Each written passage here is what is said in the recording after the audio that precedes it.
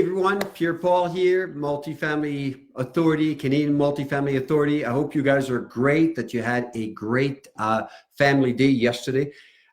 Today in this new episode of the Canadian Multifamily Investing Insider blog, I want to talk about stabilizing your multifamily properties. It's one of my favorite topics. I won't be able to cover it all because it's quite an extensive topic, but I want to plant that seed in you guys.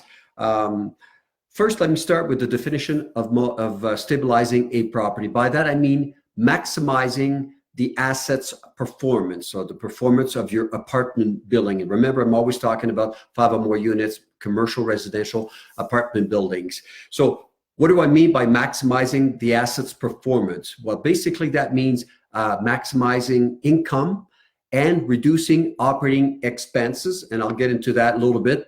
As a result of that, what you have is an increased NOI. If you've heard me say this before, certainly my students that come to my workshops or take my course online, NOI is your best friend when you invest in apartment buildings, your net operating income, all right? Because when you go larger apartment buildings of 5 or more units, which I called earlier commercial residential properties, the income is the driver of the value. So the income being the NOI, net operating income. And by the way, the NOI is not your net cash flow, right? That's your net cash flow after you serviced your debt, and all the numbers are done on an annual basis. So your best friend is your NOI, because that, for sure, if you've been following me a little bit, I always talk about the wealth multiplier effect, or the big lift effect, as a former property manager of mine would call it.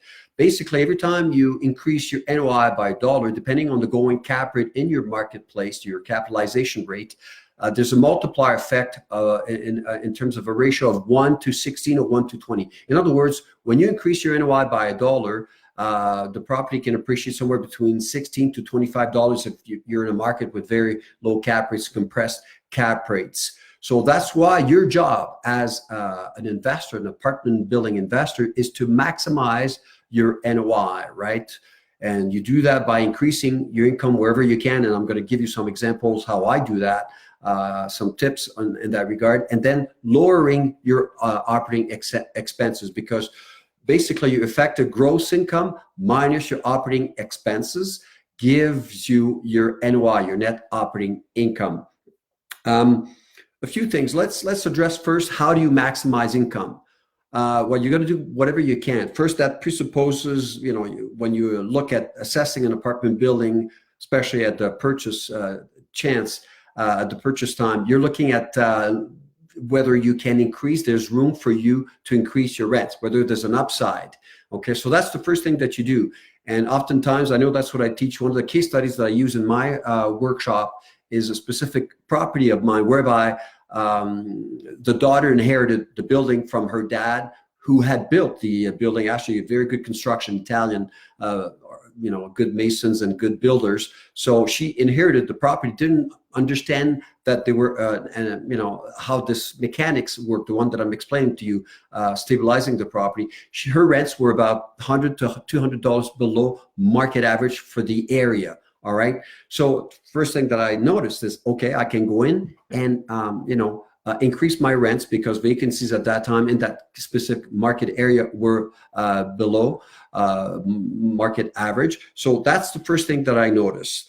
You also need to look at what else can you do to maximize the income or the rent, if you will. Is it a matter of improving the property, or the subject property, as we often call it, the property that you're dealing with? So what kind of upgrades are required, especially at the time of purchase? If the property requires significant upgrades, you got to make sure that you budget for that, and you figure out how much time is it going to take you, because sometimes the stabilization period, if you've got significant upgrades to complete to the property, it's going to take you longer, which in turn will impact the type of financing, or the type of financing strategy you're going to use to do that. All right. So a lot of moving parts, but that's why I want to start with these regular blog posts, kind of teach you a little bit more of that stuff. If it's going to be a long project, for example, just earlier today, I was talking to one of my students who's looking at it, buying a larger project that has a lot of issues, namely a lot of vacancies in that market and upgrades to be done, it's going to require more time. You can't evict all the tenants at once. You still need to get an income to, to pay your mortgage and all of that. So you can't do that overnight. So accordingly, the type of financing, and I'm not going to expand on that too much today because that's not the point of today's post, but that person needs to get a what we call a bridge loan or interim financing to enable them to upgrade the units, bring them up to market average or better if that's possible, to command higher rents, therefore increase their rental income. In order to do that, and I'm just looking at some of the notes here, you also need to know what's your tenant base like, right? I mean, it presupposes that you've done your homework, you've figured out what the tenant base in the specific market area that you're investing in looks like, and what those tenants in particular they want in terms of suite finishes, amenities, and all of that, so that you can try to cater to that specific tenant base in your market area. So some homework. This is something I put a tremendous amount of emphasis in my training program. Research and planning, right? This is the big leagues of real estate investing. You can't just jump into it overnight. Yes, you can make more money because of the wealth, multiplier effect that I mentioned earlier, but you can also lose big because you're dealing with multi-million-dollar properties usually. So you need to figure out what's your tenant base like and what amenities do they want. Something that's often overlooked, especially in larger cities. Sometimes you can rent your roof for an antenna, like some of the satellite or phone companies may need the space up there, especially if you have a high rise.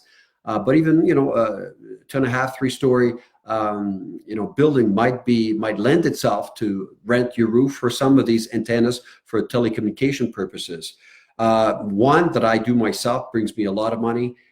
Next time I'll do a blog post on that specific example about my largest building, which is a 38-unit apartment building. But it's next to a medical building. And of course, the good doctors, they like to have their parking stalls as close as possible to the building. And I have a bunch of extra ones. So I'm renting parking stalls. I'm west of the city in Edmonton, my market, but I'm getting rents from my parking stalls at the same level as downtown offices, because I know that the doctors like their parking stalls, as I said, very close to their property. So that's something that's very useful. You can rent maybe lockers. I have one property that I have locking or lockers, if you will, or space to convert it into lockers. And so you can get $25-50 a month. You can also rent stalls. In my case, I gave an example of parking stalls to medical, to doctors, to medical, in the medical building next to my building. But I just came back from Hamilton just a week ago. I had a speaking engagement, and people there rent, or at least some of the properties that I looked at, they rent their parking stalls to their tenant $25 a month, whatever you can. So again, that's on the income side. Your job is to find ways to get that extra income, again, to increase with the view of increasing your NOI, your net operating income. Let's move to the expense side, right? When I teach this material, I teach my students how to look at the key indicators, financial indicators. So sometimes they're ratios and all of that. We'll look at PUPA, per unit per annum expenses. So you go down the list of operating expenses, property taxes, snow removal, insurance, and all these things, property management, and so on.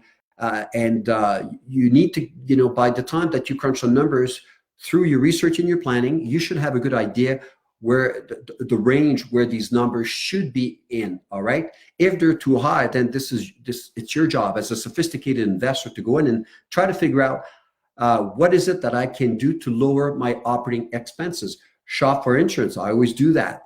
Property taxes.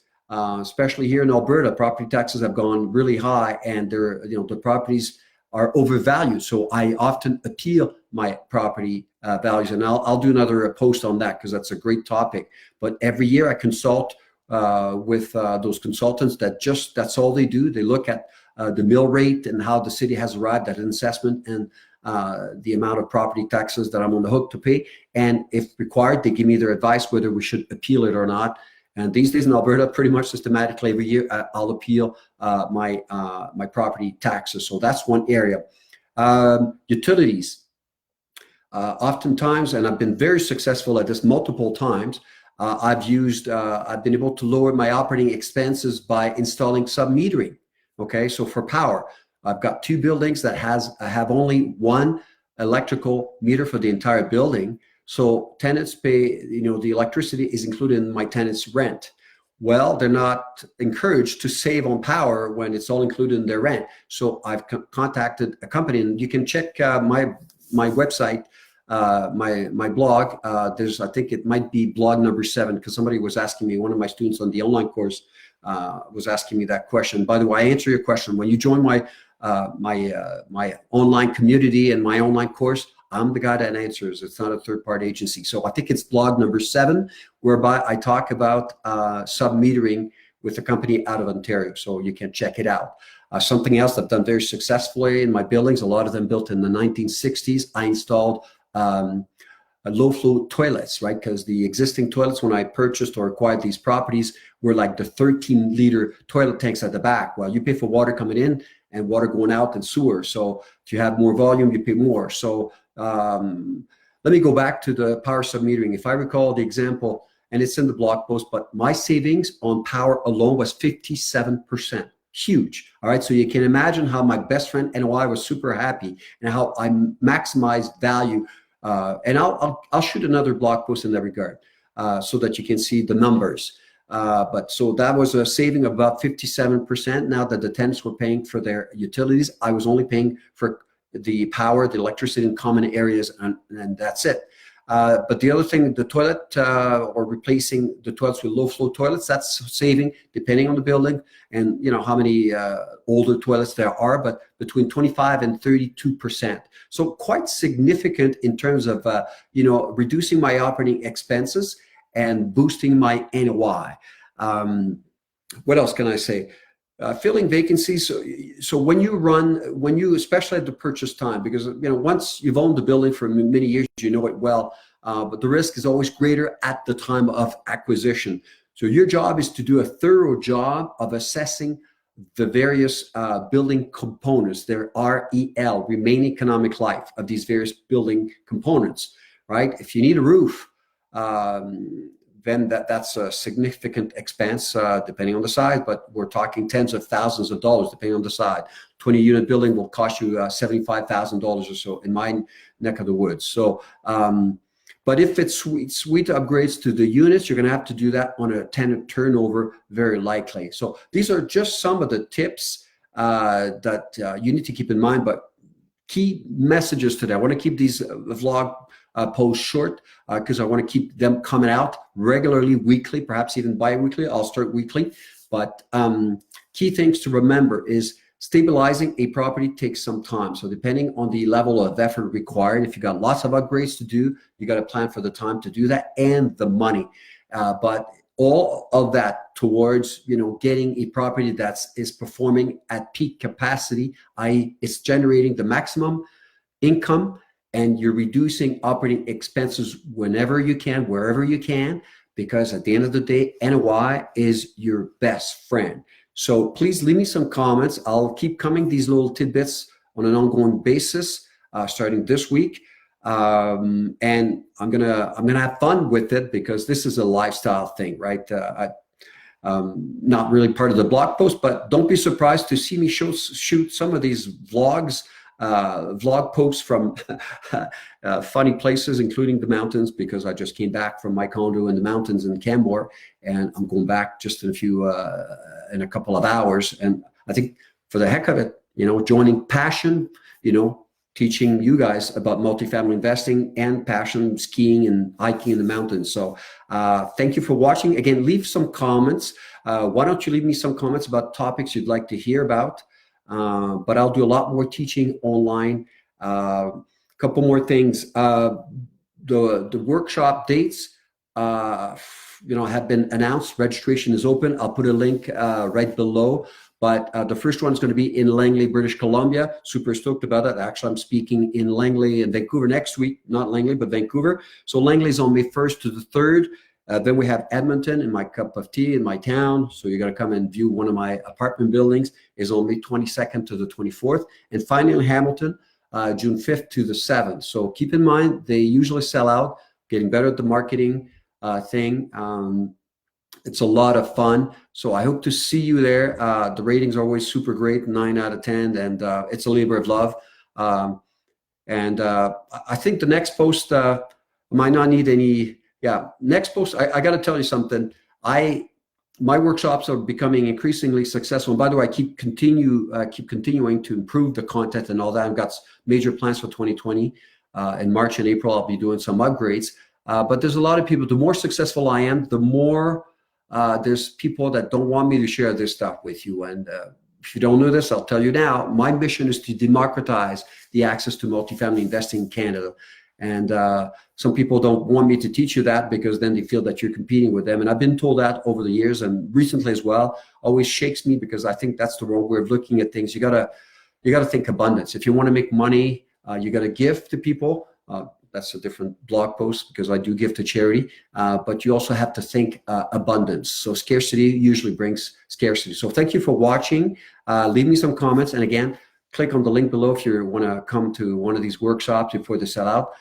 They're in May and June, but I want to start marketing way in advance because I'm super busy traveling across the country. So thanks for watching, and I'll see you in the next episode of the Canadian Multifamily Investing Insider Blog. Cheers.